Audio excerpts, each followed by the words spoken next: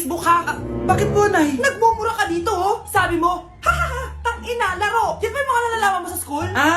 Biro lang yun, Nay. Wala akong pake. I-delete mo to kung ayaw mo laruin ko yung mukha mo. Sige po, Nay. A few moments later. Wow, ang ganda naman na outfit ko. Picture nga ako.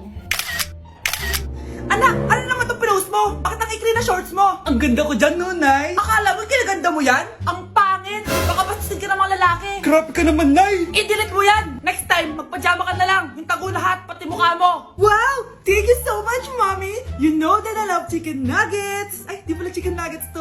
Pero sarap! May day ko nga. Ano? Ano na naman itong pinost mo sa Facebook? Yung niluto niyo po, Nay, shinare ko lang sa Facebook. Itlog lang, ipapost mo pa? Hiya ka naman! Dapat pinapost mo yung mga masarap na pagkain! I-delete mo yan! Lahat na lang pinapadelete mo! Tapos may nagko-comment pa sa post mo, sabi nila, ang pangit ko daw! Deserve. Alam mo, i-delete mo na lang yung Facebook mo! Tama na! I-delete mo na! Para tamimik na yung buhay ko! Eh, kung wag ka kaya mangyalab, sigurado tatahimik buhay mo! Akin na yung phone mo! Ako na lang magdi-delete! Bakit kita i-delete kung pwede naman kitang i-block? Hindi mo na makikita yung mga post ko!